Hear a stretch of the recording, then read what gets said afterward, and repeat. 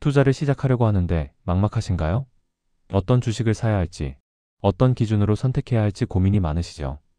주식 시장을 보면 정말 수많은 종목들이 있습니다. 삼성전자부터 네이버, 카카오, 그리고 수많은 중소기업들까지. 이 모든 주식 중에서 어떤 것을 선택해야 할까요?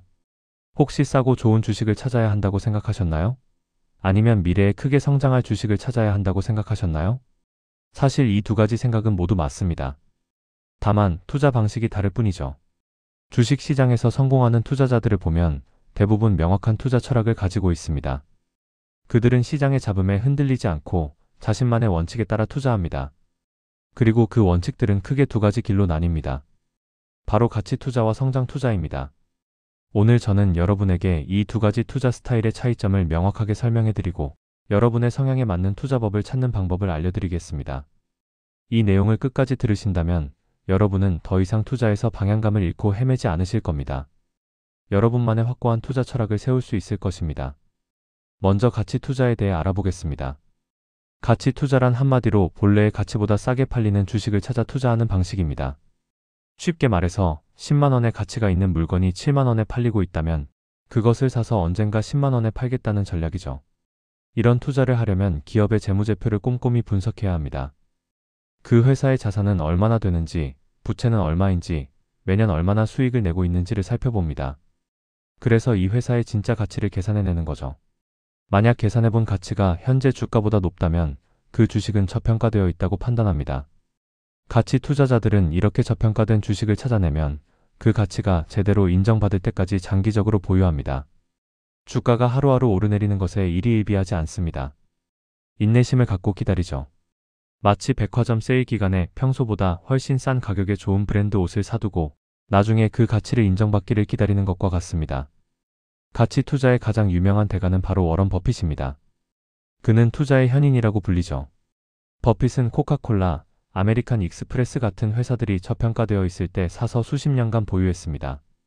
그 결과 엄청난 부를 축적할 수 있었죠.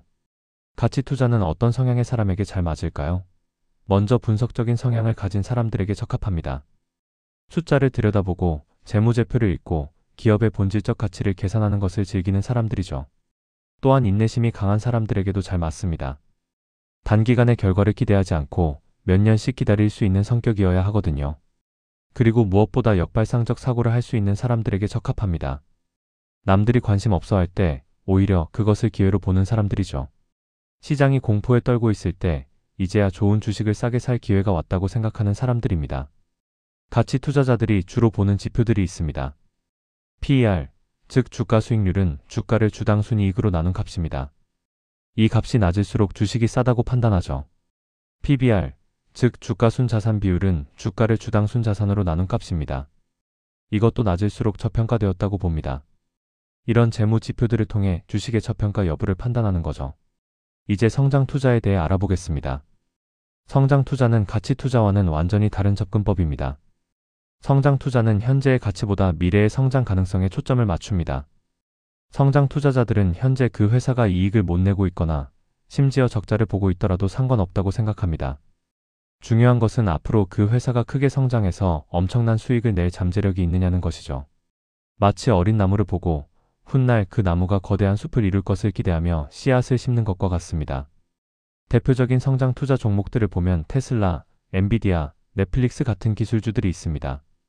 이런 회사들은 처음에는 많은 사람들이 이 회사가 정말 수익을 낼 수 있을까? 라고 의심했습니다. 하지만 성장 투자자들은 이들의 미래 가능성을 보고 투자했고 결과적으로 엄청난 수익을 거둘 수 있었죠. 성장 투자의 대가로는 캐시 우드를 들 수 있습니다. 그녀는 파괴적 혁신 투자를 강조합니다. 기존의 산업 구조를 완전히 바꿔놓을 수 있는 혁신적인 기술을 가진 회사들에 투자하는 거죠. 인공지능, 자율주행, 유전자 치료 같은 분야의 회사들에 집중 투자합니다. 성장 투자는 어떤 성향의 사람들에게 잘 맞을까요? 먼저 미래를 예측하고 상상하는 것을 즐기는 사람들에게 적합합니다.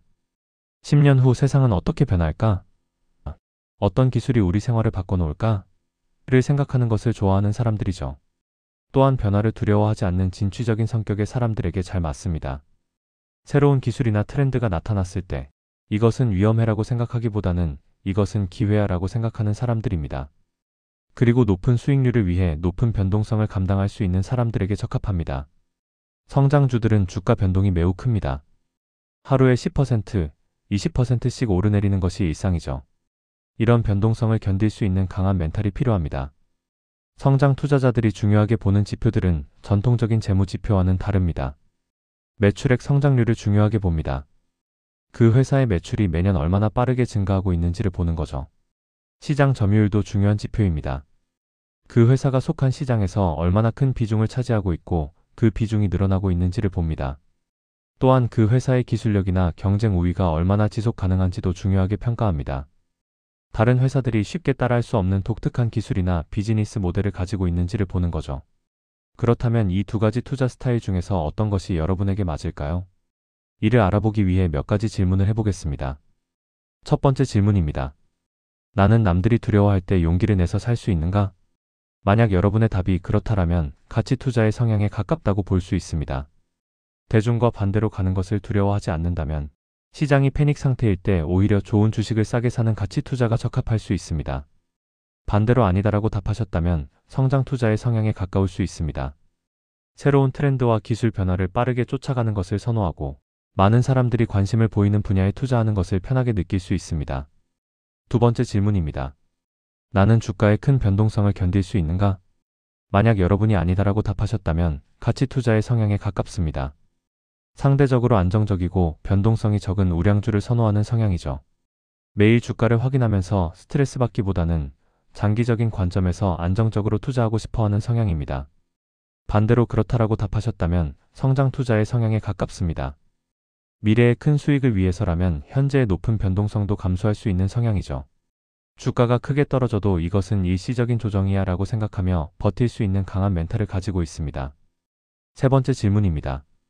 나는 기업의 재무제표를 꼼꼼히 분석하는 것을 좋아하는가? 만약 그렇다라고 답하셨다면 가치 투자의 성향에 가깝습니다.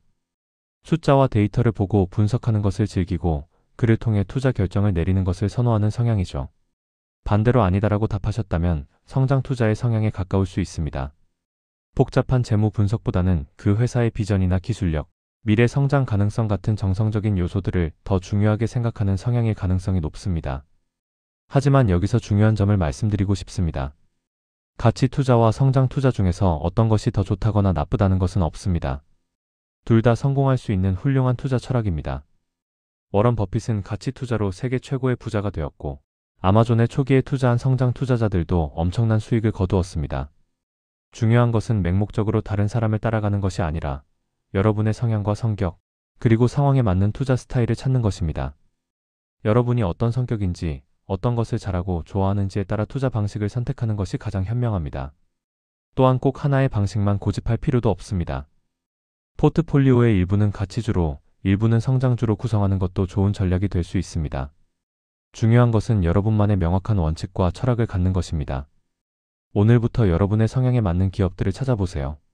만약 가치 투자에 관심이 생기셨다면 PER과 PBR이 낮은 기업들을 찾아보고 그들의 재무제표를 분석해보세요.